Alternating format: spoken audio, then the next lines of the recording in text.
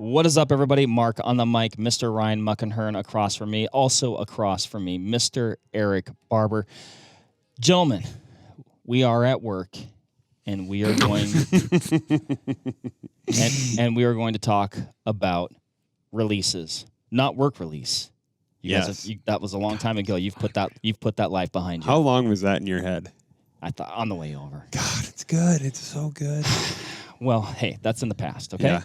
We're going to drop an Instagram reel of your best opens.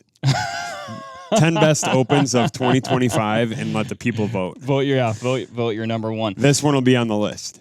On a serious note, at press time, as I like to say on the podcast, we are on the cusp of archery season. At least to me, it's the cusp. It's the cusp where you better be shooting, you better be getting your bow ready.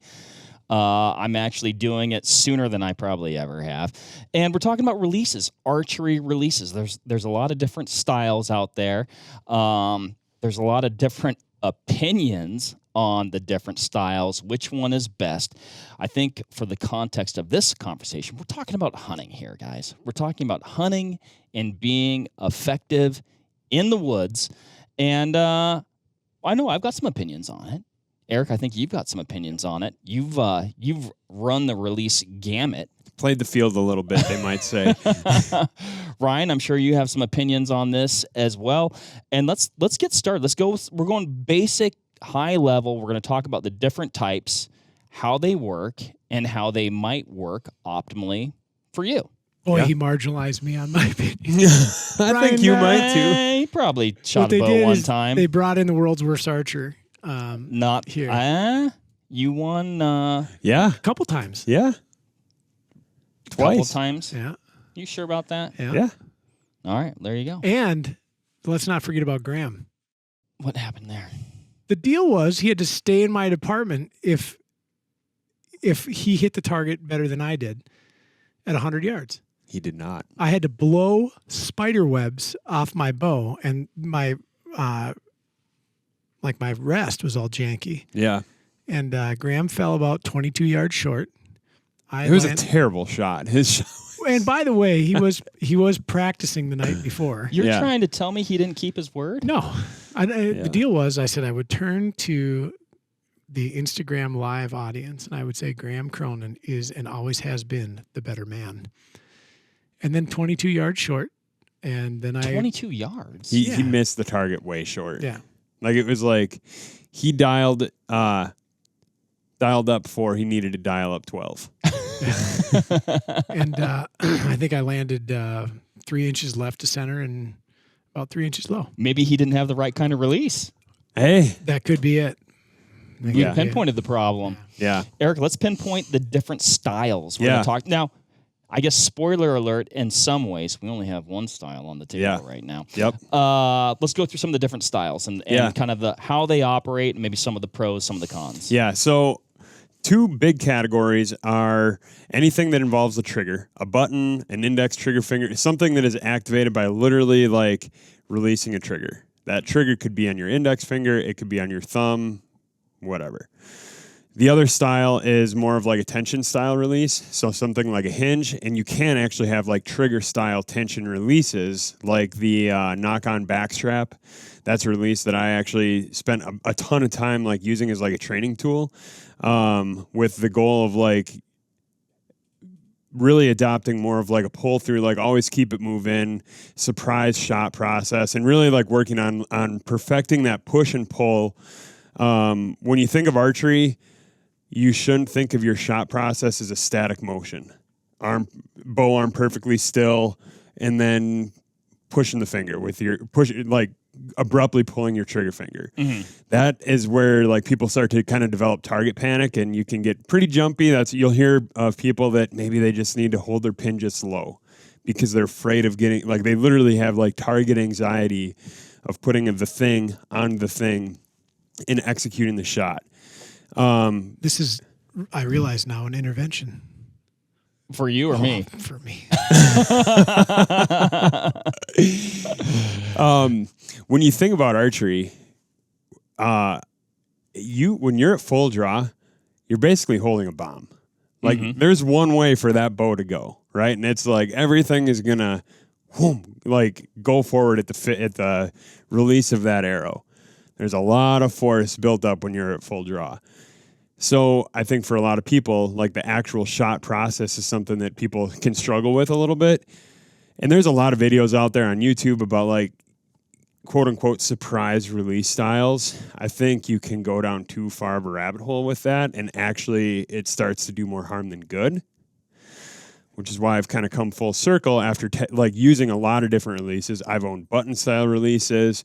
I've owned that tension style knock on backstrap that we talked about. I've shot a handful of hinges. I've never owned a hinge. They kind of freak me out, and that's what they're supposed to do.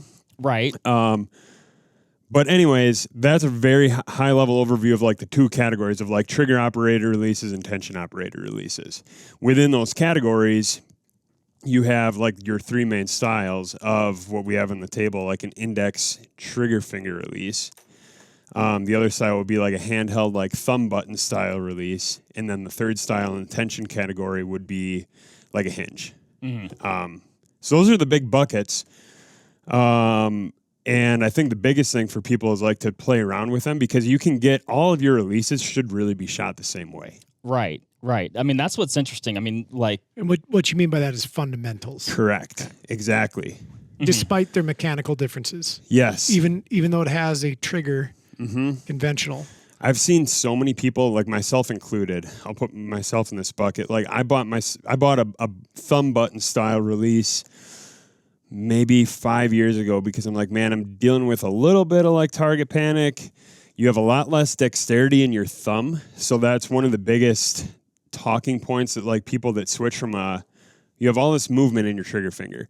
Your thumb, it's a little bit harder to like, move through something really quick. So like a natural progression that you'll see with a lot of people is their first release will be something like what I have here is a Stan Solux. It is literally my favorite release on the market for a lot of reasons that we'll get into later. But a release like that is a lot of people's first release when it comes to archery. Then the natural progression, once they start like consuming a lot of content, seeing what the cool kids on Instagram and YouTube are doing, they buy a button style release, thinking that that's going to solve any target panic issues that they might have, not knowing that you can push a button and execute a terrible shot just like you can with your index finger on a trigger finger release. I mean, at the end of the day, it's just a different style of trigger. Yes, exactly. Now, I will say with a button style release, I have heard that it could, give you a more consistent anchor point potentially. It can, but also like I would argue that I have a very consistent anchor point with my trigger finger style release. And right. and I'm wondering about that when you say it, because I've worked with the thumb buttons before. Yep. And my first and immediate challenge was just the geometry of it in my hand, and then my draw cycle, like how I was moving my forearm and wrist. I was putting unusual torsion in places that I hadn't been previously using a caliper release. But then with the anchor point, like as long as, like Rick, you've tuned that to what you need it, right? Your strap length is adjustable. Yep. Your tension on wrist is adjustable. Yep. Your anchor point should be the same. 100%. Yeah. Okay. And as that's I said, potentially some guys find that. But that's actually a good point. Like when you're shooting a wrist strap release, any release, the biggest thing is you need to do it the exact same way every single time. So if you look at both of Mark's and my release that we've got here, they're both index style trigger finger releases. But then if you start looking at them a little bit deeper, you'll notice they're both buckle style releases. And I think that's super important, because like the other option there would be, in the world of trigger finger releases would be Velcro. Mm-hmm. Velcro, I don't have a hole that I can literally line up. I know every time I put that release on, that's the only hole that this thing lives in. My dad, I just was helping him get his bow set up this last weekend, and he's a super casual archer, doesn't shoot a whole bunch. So when we bought a new release, I took a white Sharpie and I literally made lines on each side of the hole, like, hey, that's the hole that you use. So like basic things like that are things that I think archers should consider, even when they're thinking about like what style index trigger finger release do I want. I would suggest like look for something that has a buckle, because like archery, the name of the game is consistency. Whatever you do it the same every single time. And be comfortable doing it. If you're not comfortable doing it, you're not going to be able to repeat it, you know? Well, and there are some guys out there that are doing some, I guess what you'd say, like by the modern book. Yeah. You're like, oh, that's not how you should do that. That's terrible. And yet they're consistent. Some of the best shots in the world. Some of the best shots in the world. Exactly. Absolutely. Yep. As long as you're doing it the same way, you know, a guy like Cam Haynes, like he shoots a trigger finger style release. But like why am I blanking on his anchor point is like what would be considered crazy far back, right? Yep, exactly. But he's doing the guy's okay. A phenomenal shot, totally. Yep. Let's talk to you a little bit the length, right? Because I look back at, I still have it. I've got my first probably like a True Fire, True Ball, something like that. I think it was a Cobra, and I look at the neck on that thing. And the Cobra has a long. Do snakes have a neck? I don't know. They're nothing but necks. Comment below. Dude, it's like that long. Like it's crazy. I'm like, how long? Like that long. Right? I can't believe. Of course, at the time, like maybe we know more now or something. Who let me go out of the store like that? Who let me walk away and didn't say like, hey, bub, that needs to be a lot shorter. Yeah, definitely, and. It has evolved a lot, you know, even in the last like 10, 15 years. But if you think back to like, you know, the first bow that I bought was like, I got it, gosh, I mean, if we're talking first bow, I was like little. But like my first bow that I bought in high school. Like a hunting bow, you're going to go get after it. Yep, you know, like same deal. Like I had that same, I think it was like a True Fire Hurricane or something like that. Very similar style, where it had like a really long stem, and the stem was lengthened or shortened by turning it clockwise or counterclockwise. So like as soon as it starts rotating like this, your stem is elongating or shrinking, right? Again, we talked about like consistency and like doing the same thing every time, and that's where, you know, like when it comes to stems, I do prefer the webbing style stems, because I think you can get it a little bit shorter. I do like that I can, like, you know, just a personal preference thing for me is like when I'm walking or like if I'm on a stalk, I'll literally like have the whole release in my hand like that. Mm-hmm. So I know like nothing's getting in there, you know? Well, it's not going to clank or something. Yeah, exactly. But the main reason I like a webbing style strap is how short you can get it. The longer your stem is, and this applies to buttons too. If you're using your thumb button release with the tip of your thumb, that's just like using an index trigger finger style release, where you're using the like end of your first digit. Reaching for it.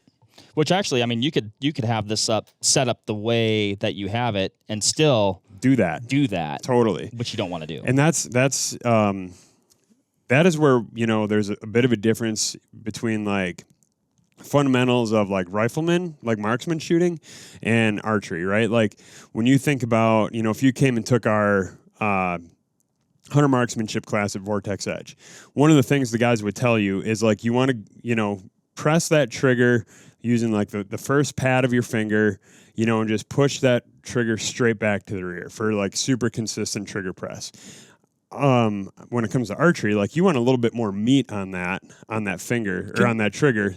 Can you explain that to me? Yeah. Because I have my release set up. I run a Scott, very similar, like a different caliper style closure for a reason we can get into. Yeah. But mine is set up so when I pull out, it's basically exactly where my rifle trigger would be. And so what am I doing wrong with that? And like I've honed the engagement surfaces so it pulls very light. Yeah. So what I'm doing is I index on it, and then I just make I don't know, I've never put it on a pull weight to figure out, and then break it. Why fundamentally is that incorrect?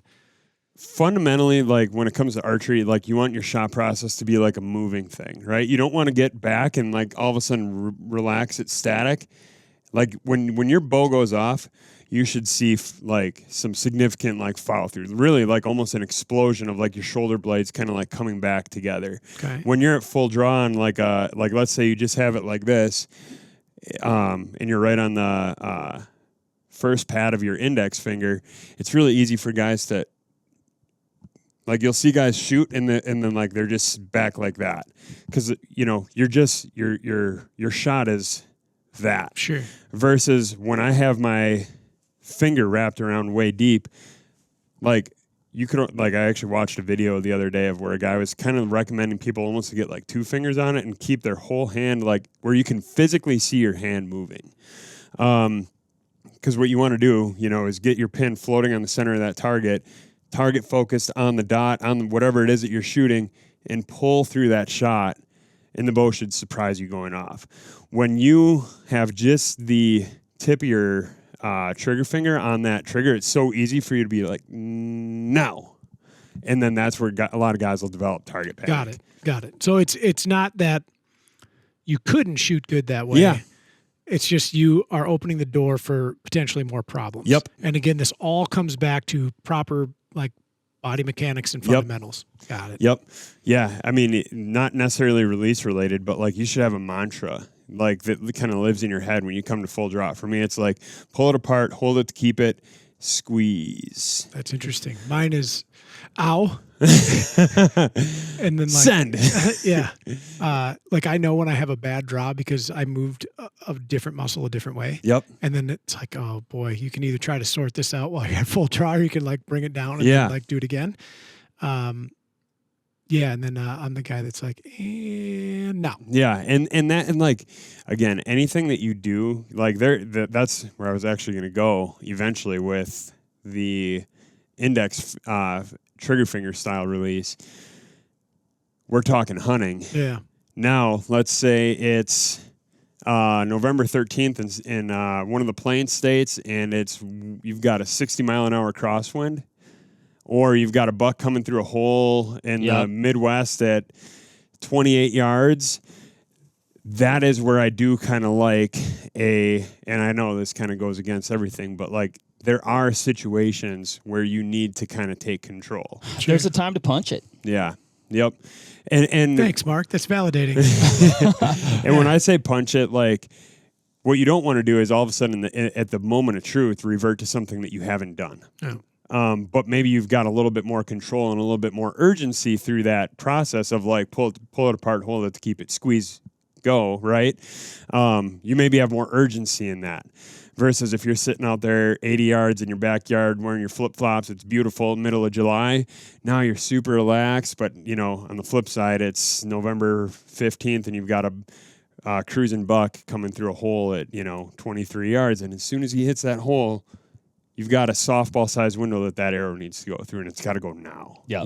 So those are the reasons that I do like something that activates with a trigger.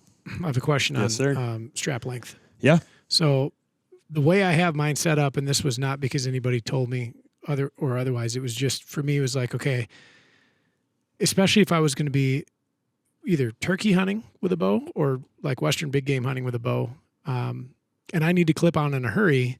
Like the way that the mechanical part of my release is configured is like I can get my index finger behind the trigger, and I don't have my hand like cocked in this really weird thing. Like if I need to knock or like clip on quickly, it's very easy. And as I'm looking at that in your hand, I'm wondering like, how do you fish that thing out of there in a hurry? Or is it just, I should have had my bow.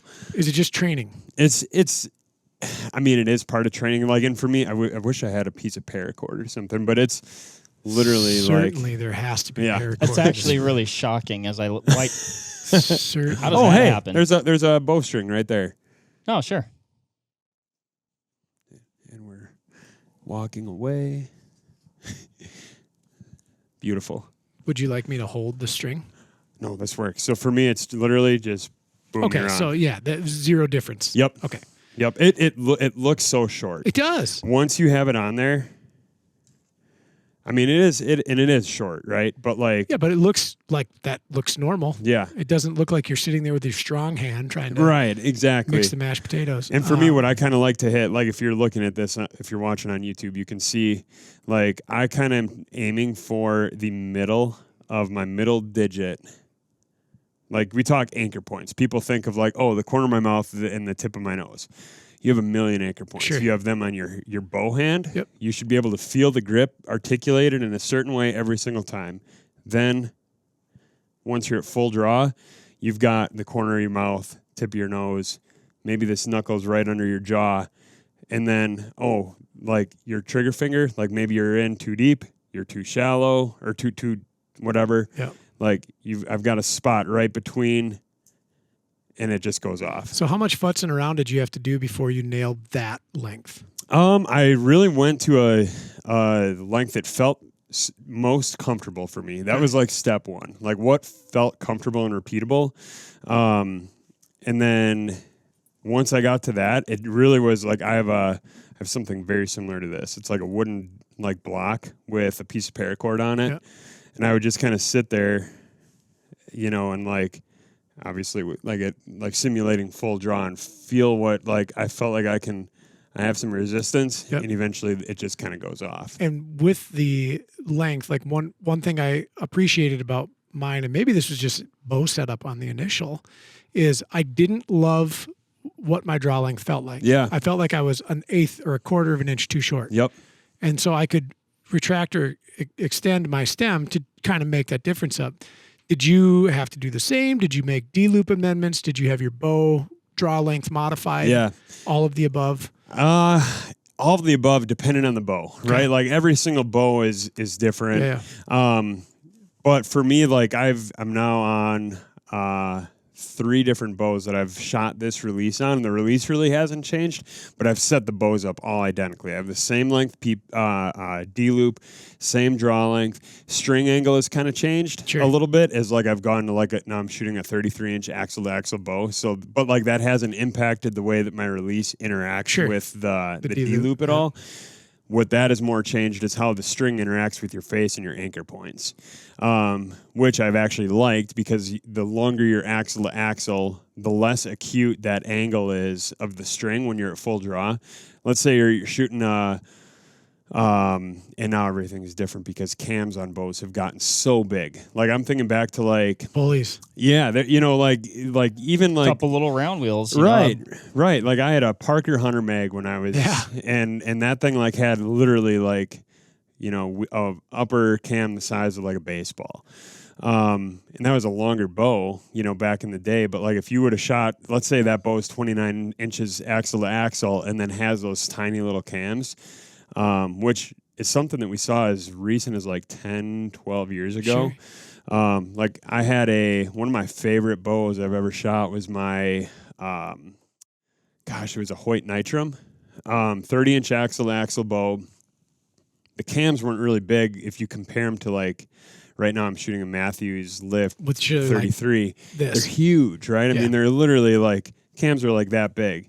So the string angle on that 33-inch bow feels like almost a 37-inch axle-to-axle bow. That's that next dimension kung fu that separates casual archers. Myself. Yeah. I found my bow again the other day. There you go. I was cleaning my garage. I was like, there you are. It's time to knock the cobwebs off again. And then, it's got some on there too.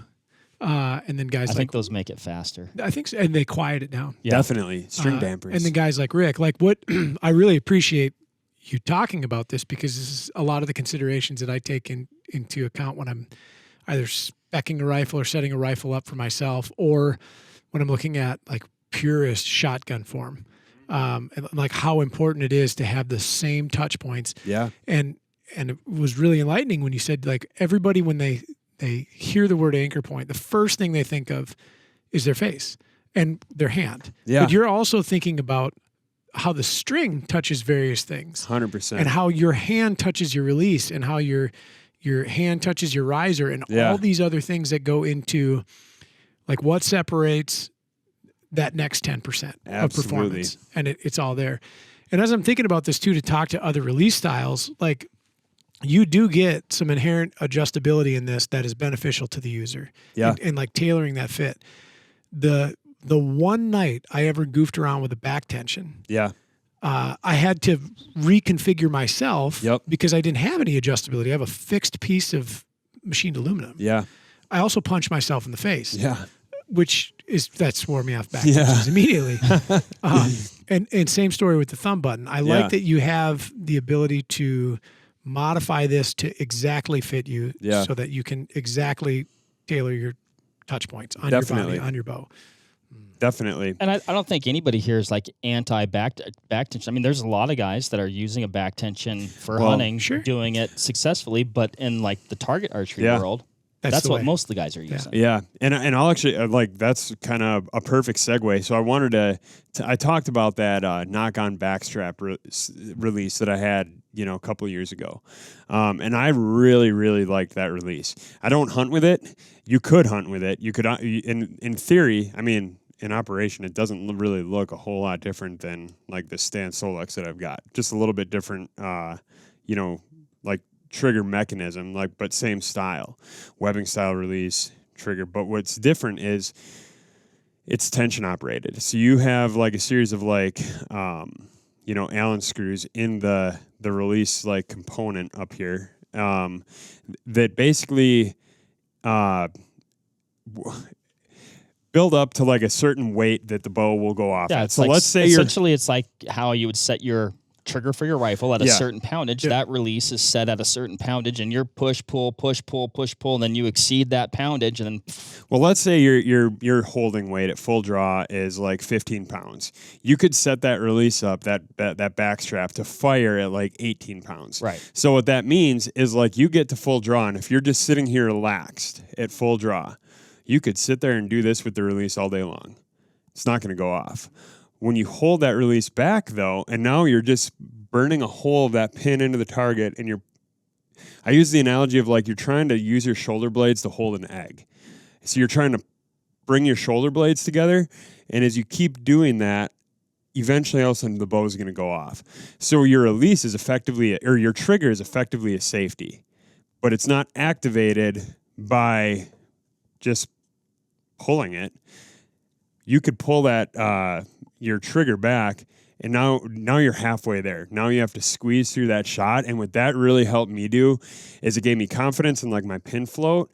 And then if I did the mechanics of holding the bow correctly, anchoring correctly, my form, my follow through, all those things, even if the pin was floating around in that spot, but not just dead stationary. You don't want it dead stationary. That's where I think a lot of guys get anxiety. Yep. I'll use myself even as an example on the rifle side of things. If my crosshairs are sitting just dead solid, I'll be oh my God, I got to be shooting right now. Yep. And I yank the trigger. Yep.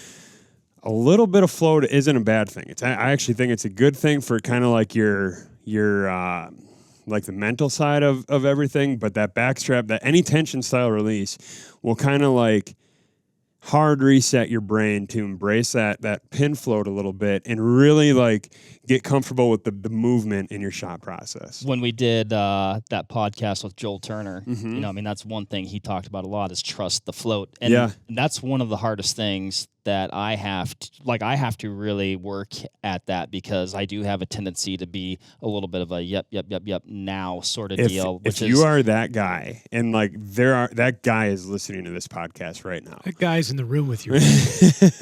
But if I could not recommend that backstrap release enough. I mean, it for me was the probably most effective tool for kind of breaking that process of I'll use the example when I was back at 60 yards shooting at a 6-inch spot before going to that release. I felt man, I got to get that pin on there, and it's gonna I know the float, it's gonna come through, and as soon as it comes through right now, I'm sending the shot. You know what I mean? Versus after I got comfortable with that backstrap, it's that pin's gonna just hang out there, and now I'm gonna start working through my shot. It's floating a little bit, boom, it's gone. Yep.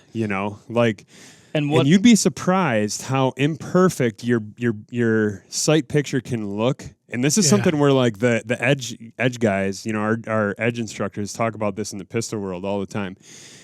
You would be so surprised like what your sight picture can look like that results in an arrow smack in the center of that target. That's where I do think, and what I've seen, and when I know I do a shot correctly and I trust the float and I do the things and I'm, you know, not punching the trigger, and you go, wow, like that went exactly where it was supposed to go, but it didn't necessarily look like that's what was going to happen, right? You didn't feel like you released it at the exact perfect time, but it went where you wanted it to go. And I think that's where that word trust comes in. You got to trust the process, you know, and that it really is cool. And I was going to ask if that release, you know, once you transitioned back to this one, you know, if you're like, okay, now I know what these shots are supposed to feel like. And to Ryan's question earlier of like, what does that like setup process look like with a release? I mean, for most people, your release out of the box is going to be good to go. I do think if you're kind of like trying to do the things that we're talking about right now of like embracing that float and like motion through your shot, I think one thing that everyone should do is increase the tension of their trigger. Yep. You want to move through it as soon as like you feel like this happened to me on a South Dakota deer hunt the first year I started here, 2018, and I was sitting up on this glassing point, and what do you do when you're sitting there? Well, you flick your trigger finger for 4 hours, and inevitably you loosen up the screw that controls your trigger, your tension. Or you lose your forward tension spring. Exactly. Ask me how I know. Yeah. So I spot this buck. It was a spork. I've wanted to shoot a spork for like my whole life. I got one. Velvet spork. Oh. And I go in on this stalk, first ever stalk on a mule deer. I come around this like I mean he was in this like spot. He wasn't a big deer. He was a 1.5 year old buck. I was out there for 2 days. I was going to shoot the first deer I saw. And I get down in this canyon with him and come to this rock that I had him marked at, and I get along the like I come out on the backside. I should have like had confidence that the deer was still there. I figured there was no way he was still there. Come around that rock, kind of like, you know, bow low like this. I kind of walk out, and the buck's just laying there at 25 yards, and I just go back behind the rock. I come out, and I draw, and at this point, he obviously saw me when I came out like that, and then when I popped back at full draw, he boom popped up. Boom, boom, and then like bounced and stood at like probably 43 yards. I'm just hitting full draw, and because I had been sitting up there like activating and deactivating my trigger all morning when I was behind the glass, I loosened up that screw. So literally, as soon as my finger touched the trigger, boom, bow went off, and I shot over his back. So like, where I'm going with that is like you want your trigger to be set at like a something that you can work through, not for the reasons of so you can sit there and mess up your trigger, but so that you can actually like get on it, on your trigger and move through it. And that's when I think you're going to execute a little bit better shot. Yeah. So that all makes sense. It's when you first said that. Yeah. I was like, oh boy. Yeah. Yep. Yeah. But it goes to show like mentally, like with your shot process and what you were used to, like you were about, well, probably more than halfway, right? But you're like, okay, I can rest, you know, I can put this much weight on the trigger, you know, and then it just just went off. Yeah. I want to talk a little bit about selection of these similar styles of releases over say a button or a back tension, and one without a strap, perhaps for hunting. And a little anecdotal story, an opinion, if I may. Yes, please. I was on a hunt. I was hunting turkeys in Nebraska, spring season, early archery opener. And so spot and stock turkeys, and I'm clipped on, and I'm waiting for these birds to like make the final 7-yard walk right into my window, and I'm going to stick one. And so I draw back, and I'm held up, and my decoy turned in the wind, and those birds stopped. And I'm like, oh no. And I'm like, well, I can't let down. And I'm like, but this is getting uncomfortable. I used to pull way too much poundage. I think I was pulling somewhere between 72 and 74 back in the day, and I don't do that anymore. With the style of release that I'm running, similar to yours, caliper closure, I'm able to move my bow Right. and not slip off. There's very little to no risk of it. And I was able to just set my cam down on my knee and have my bow at this weird angle, and everything is locked up and secure. Whereas if I was shooting a button or a back tension, I don't really believe that I could reliably do that. Definitely not with back tension. No. With like a true tension style release. And how many instances, like the two of you do a lot of stand hunting plus Western hunting, have you had to make a readjustment that caused you at full draw, at apex, to move away from your anchor points in your face and get back into it? And that kind of release is going to give you the opportunity to do that. Definitely. For me, that happened literally last fall. A buck I killed on November 6th. I shot him off the ground. Yep. It was kind of a weird deal where, like, I sat in a spot all morning, didn't see any deer, and I'm like, man, it's not happening here. If it's November 6th, if deer aren't coming by, go find them, right? So I got down at lunchtime, and I just was basically going to, like, still hunt. You know, it was a weird thing. I was actually going to go set up from, like, noon to 2 on this like piece and then leave and go back because I had confidence where I was at that morning. They just weren't there then, you know? So anyways, I'm walking in, and as I'm walking into this piece, this doe comes like blown out of this standing cornfield, comes into the CRP, and she's like flying across the CRP. She was like 100 yards up ahead of me. And I mean, that time of year, I just, in my head, I'm like, I got to be right where she is right now. Yeah. So I run up there as quick as I can, knock an arrow, and I'm sitting there on my knees in the wide open CRP. And I can hear another deer coming through the corn. Eventually I can start hearing grunts, so I know it's a buck. And that's, you know, what I assumed the situation was.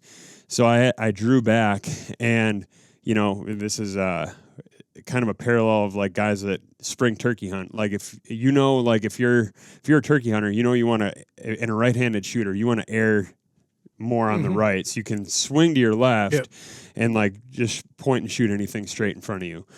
I didn't give myself enough angle. Yeah, exactly. So that buck came in, and I was at full draw, but he was like, you know, kind of off mark, like kind of off your right shoulder.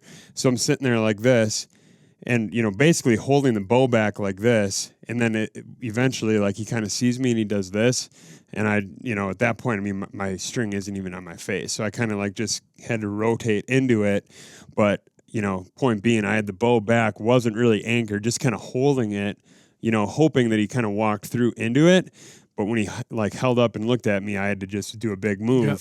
And because I, you know, release style everything, like I was able to get away with that move and shot the deer. So. And it didn't send your arrow into the dirt. Yeah. And you didn't punch yourself in the face. Yep. Yeah. Those are all two big pluses. Yeah. I can think of the last deer that I killed with the bow, and it was the like the fact that it worked out is kind of when listening to you look up, you're like, oh, thanks, buddy. But I was actually in my climber, but the way I was set up, I was using the tree as cover, and I was expecting the deer to come from like, you know, I guess the opposite, whatever, you know, from behind the tree. So I was set up to shoot to the right or the left or the right, but I had the tree kind of like off my right shoulder. And I looked down and I'm like, well, they did come from that direction, and I don't know how this deer got here, but he is 10 yards away and he's looking up at me. And I'm like, oh, this isn't good. So I'm in a stare down, I'm clipped in, and I'm looking at this deer. And eventually he starts to walk. So I draw. As I turn around completely, he covers about 10 more yards, stops quartering away at about 25 yards. And again, like, I mean, this was a draw, spin, settle the pin. I'm like, yep, that's good. Shoot. And I probably did punch it, right? I mean, the deer, let me unspin out of my cord here. You know, the deer was a little bit on edge to start, finally calmed down, and then started walking. Then I moved. He stopped again, and then I let it rip. But, you know, I mean, the arrow went where it needed to go. Perfect quartering away shot. He went less than 100 yards, tipped over. Like, I heard him crash. Like, it was awesome, right? Can I ask you, too, about opinions on hook versus caliper? Yeah. Yep. Good question. I used to use a caliper style, but now have settled on this hook, and I really like it. It doesn't, like, as you're describing that, I'm thinking, like, that's a gross movement that you had to do. Like, no fear, no. Initially, I was like, ooh, this seems like it's just could slide off. And I guess just after shooting it a bunch, I don't have any worries about that personally. Yeah. Mark and I are on the same page there. I've done the same. I shot a Scott Shark, which is a dual caliper release. I think I might have had that same one. For forever. Yeah. I mean, I loved that thing. And, I just went to this to kind of try something new. And nothing bad about the dual caliper. There's a little bit more moving pieces there. Sure. In my head, you have, 2 jaws. So I think like that string needs to be right in the, in that like opening. Right. As soon as you have a little bit of inconsistency there, it would open up yourself to like, potential change in like arrow flight and all that. Versus with like a single sear, like single caliper, like either of these, you literally just have one thing. As soon as the sear is broken, the flap is open, arrow's going. Mark, I like that. So that trigger, like a rifle. It's a little bit light. I think it actually. So I've got a different Scott release that is quite a bit heavier than that. Interestingly enough, though, with that one, when you don't have a lot of tension on it, like if you were to do what Ryan's doing right now, just put a little pressure on it, flip the release, like it breaks at nothing. Yeah. When you actually have it under load, like it takes quite a bit to get through it. And I think I even lightened it to about as light as it would go. But this one's probably a little bit too light. I need to probably adjust that a little bit because I just don't feel. I can't quite trust like really getting in there and then doing what I need to do. Yeah.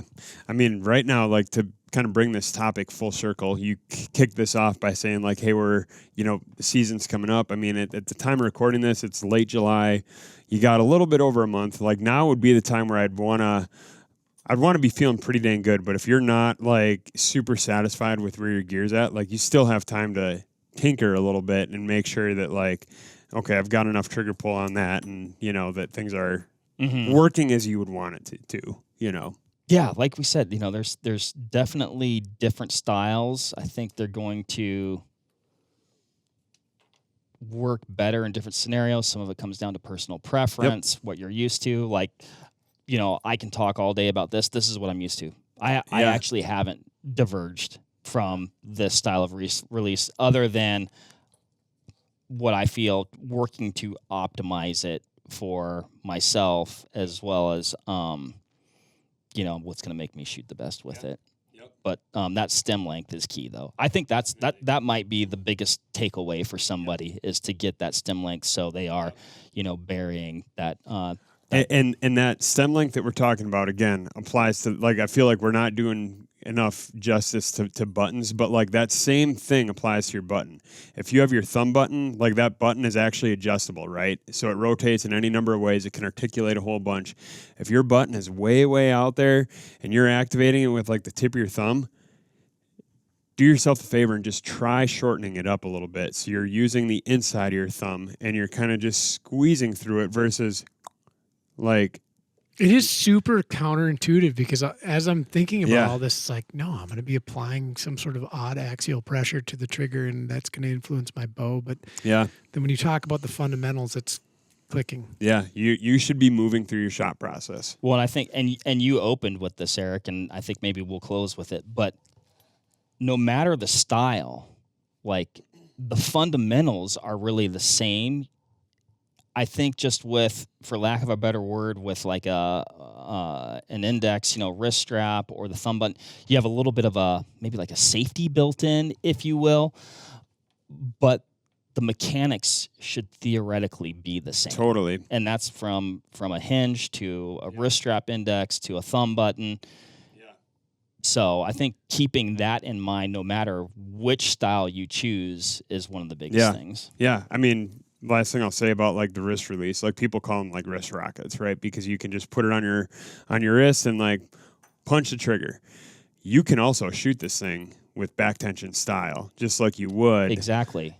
Thumb button, a true back tension style release. And again, all of that is done by making the adjustments that we've kind of talked about. And like my shot, I can, if I want, I can pull the trigger. That will make the bow go off. That is not what makes my bow go off. What makes my bow go off is the push and pull through it, pulling it apart, holding that aim, and squeezing it all together, and it eventually goes off. And that's where, like, once you kind of have that system, you'll be at a point where, like, as soon as your bow goes off, before the arrow even hits the target, you know where it's going. Sure. Like I can feel a high left hit before that arrow is halfway to the target. Sure. Just based off like feel of like your shot process. And you won't get there if you're not like intimately familiar with like how your shot process interacts. So. I mean, the same thing. There's so many parallels to rifle shooting. Like people, be like, "Oh, I pulled that shot," and you can call your shot. Like you said, you haven't seen the impact, you haven't looked through the spotter, and you're like, "Yep, that's going to be there." And then you look through, you're like, "Yep, that's where it is." And a lot of that is just it's just practice and getting to know your equipment and getting better with your equipment. Yeah, I don't know. The release is literally the thing that connects you to the shot. So like whatever your style is, be familiar with it and experiment with it. Like take it to the extremes. Lighten your trigger, make your trigger heavier, figure out what works. That's the way that, all the things that we're sitting here talking about, like you don't get there by not experimenting with those things. And because we're here in the middle of summer right now, there's still time to do this stuff. You guys goof around with your bows a lot? Like fair amount. There might be a bow at every desk in our department right now. I'm going to do some goofing around after work tonight, Eric. I think I'll see you there. Yes, you will. I've over the years, it's been fun to like see you guys. You're like, oh man, this thing is just dialed. I'm going to just change this one thing. Yeah, and then like, no. Let me totally rework my arrow. Sometimes there's room to discover. Sometimes it's weeks, maybe days before you leave. I don't know. There is something to be said about if it ain't broke, don't fix it. There's some truth to that. Yeah, but what fun is that? Yeah. If you can't go into it with nearly crippling anxiety. Yeah, I don't want it. What's the point? Totally. Yeah. I like the juice. This has been informative. These hook things are interesting. I'm not saying I'm going to jump back into archery whole hog, although maybe I will because eventually all my rifle points are going to run dry and I'm going to have to figure out. Try that thing on for a sec. Just see what. Yeah. And, maybe I get back into this. This is neat. This little strap as opposed to the stem. I've always run almost same exact release that Mark has. Yeah. But this is compelling. Yeah. I like learning stuff. Totally. Yeah. Where does that one sit for you? Just knowing that it's a different with that more. Feels different. Yeah. But it's different because of the stem material, I was going back to, the stem material, like the more, I guess, webbing style that you have here. I read, and I don't know how much truth there is to it. They're like, oh, you can induce a little bit more torque on that one. Like it kind of, my style is like in some ways restricting, right? Yeah. Being rigid, and like yours, you might be able to impart, but it's also so short too. Yeah. There's not a lot of, I don't know. I might shoot this tonight. Yeah.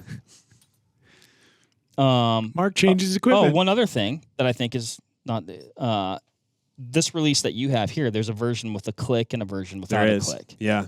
Yep. So have you shot both? I have not. Or like some thumb buttons have a click. Yeah. It kind of gives you that. That's audible. The same thing. Back to what we were talking about. Like you want a heavy trigger and you want motion, right? What the click is it means you're getting close. Right. What you shouldn't be hearing is click, boom. It should be right. Click, boom, like bow goes off. Like and again, that click is to it's kind part of like of your process. Yeah, the purpose of a click is to kind of like fix your mental part of the shot process and get you comfortable with that, like the whole thing, right? From like again, pull it apart, hold it to keep it, and squeeze. Like that squeeze part is so important, and that's where that click really will help kind of program your brain to embrace that squeeze. Mm-hmm, mm-hmm. So yeah, I've messed with them enough to like I actually that's something I wanted to do at the start of this year was buy this exact release with the click and just kind of see what that did for me, but I never did. Yeah, I should. Well, I don't know. I've been seeing you shoot the last few days, and it seems like it's working just fine. I'm feeling very good right now. You know where he goofed up on the opener? How so? Release is a great song by Pearl Jam. It's off their 10 album. It's one of my favorite Pearl Jam songs. I should know it. It really is good. It's it's been playing in my head the whole time. We'll leave you with some outro music. Yeah. There you go, right? No more than 5 seconds, I think. Yeah, Isn't that however it something works. like that. I don't know. We'll beg for forgiveness. All right, gentlemen. Well, thank you so much. Thanks, everybody, for listening. Hopefully this shed a little bit of light and maybe helped you make a decision or reinforced the decision that you have made on your release. In some ways, no wrong answer. You know, we like what we like for the reasons that we like it. And Yep. it might be different for you, but good stuff. Happy hunting and shooting. Well, we got a couple more hours till we're going to go out and shoot, Eric. But until then, we'll catch you on the next one. Bye, See ya. everybody.